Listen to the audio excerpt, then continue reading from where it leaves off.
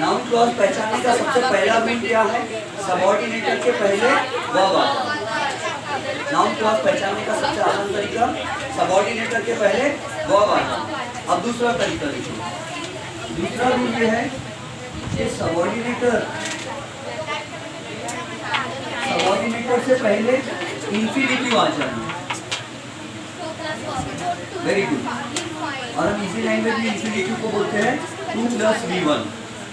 2 + V1। V1 is the present tense of the verb.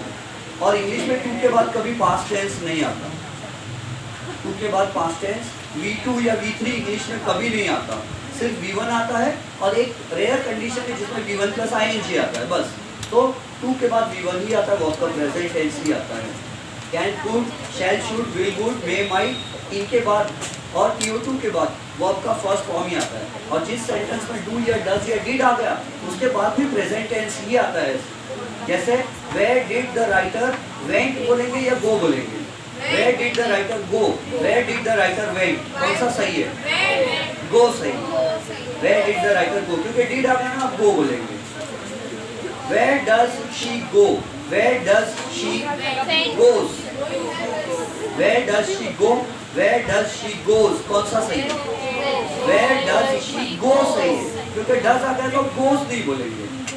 जिस बार जब did आ गया तो भी प्रेजेंट टेंस, does आ गया तो भी सिर्फ present tense, s, es, ed कुछ नहीं लगेगा।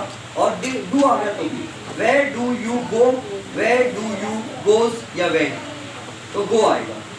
जिस सेंटेंस में डू या डज या डिड आ जाए उसमें वर्ब का सिर्फ और सिर्फ V1 आता है, उसमें वर्ब में s और es भी नहीं लगता और उसका पास्ट टेंस भी कभी नहीं आता, सिर्फ प्रेजेंट। चलो ठीक है, अब इंफिनिटिव हो गया।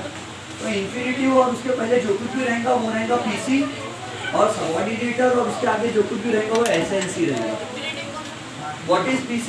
Principal clause. और SNC सबऑर्डिनेट नाउन क्लॉज। ठीक है, ये अपना थर्ड लेक्चर है इसका। तो राइट डाउन एग्जांपल नंबर 1।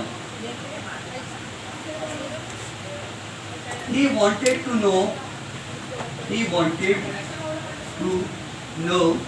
अच्छा, बहुत से लोग क्या करते हैं, ईडी को ना एड पढ़ते, वांटेड, ये गलत है, इसको ईड पढ़ना चाहिए, ईड।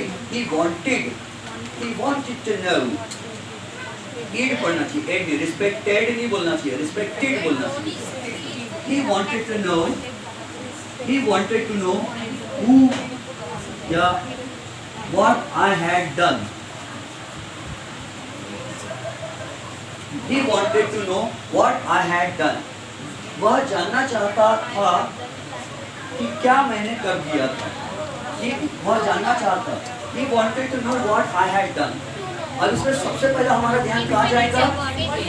सबसे पहले सबऑर्डिनेटर। यस, इसमें बताओ सबऑर्डिनेटर कहाँ है? व्हाट। व्हाट क्या है? सबऑर्डिनेटर। उसके पहले क्या आया? वर्ब आया या इंफिनिटिव आया? दोनों आ गया, इसको हम कहते हैं इंफिनिटिव। इसके पहले इनफाइनाइट सब्जेक्ट्स लगा सकते हैं, इनफाइनाइट वर्ब्स लगाओ, टेंस नहीं बदलता और नंबर नहीं बदलता। He wanted to know। अब चलो मेन क्लॉज यानी प्रिंसिपल क्लॉज कौन सा बताओ? He wanted to know, ये है principal clause. He wanted to know is the principal clause। और उसके बाद what I had done is subordinate noun clause। ये एडजेक्टिव क्लॉज या एडवर्ब क्लॉज हो ही नहीं सकता। समझ जाना, सबऑर्डिनेटर के पहले इंफिनिटिव आया तो सिर्फ और सिर्फ ये आगे का नाउन क्लॉज ही हो सकता है और कुछ नहीं हो सकता। क्योंकि जब एडजेक्टिव क्लॉज आएगा तो मैं बताऊंगा सबऑर्डिनेटर से पहले क्या आता है। चलो दूसरा, क्योंकि मेरे नेक्स्ट क्लास का टाइम हो रहा, मैं एक या दो एग्जांपल्स और दे देता हूँ, फिर अपन रुक जाएंगे। हाँ, दो बोला था तो दो एग्जांपल्स। ये लास्ट एग्जांपल लिखो। He wanted to know what I had done। अब फिर she decided to buy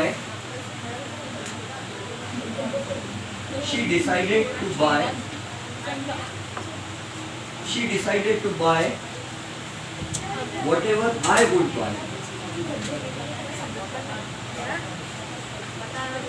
She decided to buy whatever I would buy. उसने डिसाइड की वो चीज खरीदने का जो मैं खरीदूंगा. She decided to buy whatever I would buy. तो चलो सबसे पहले आप गर्ल्स में से पूछते किसी से. हाँ सबसे पहला हाथ अफसा, आप बोलो.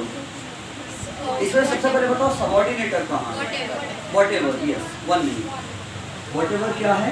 सबऑर्डिनेटर. ओके, उससे पहले क्या आया? To buy. To buy क्या है? Infinity. Okay, very good. Infinity. She decided to buy. अच्छा, मेन क्लॉज यानी प्रिंसिपल क्लॉज कौन सा है? She decided to buy. She decided to buy is the principal clause. क्यों है ये प्रिंसिपल क्लॉज? वेरी गुड, क्योंकि ये कंप्लीट सेंटेंस है, क्योंकि मीनिंग कंप्लीट हो रहा है. She decided to buy is the principal clause and whatever I would buy is subordinate noun clause. Okay, एक लास्ट एग्जांपल दे रहा हूँ फॉर संस्कृति, क्योंकि संस्कृति का भी हाथ ऊपर था. पर संस्कृति के लिए नेक्स्ट एग्जांपल है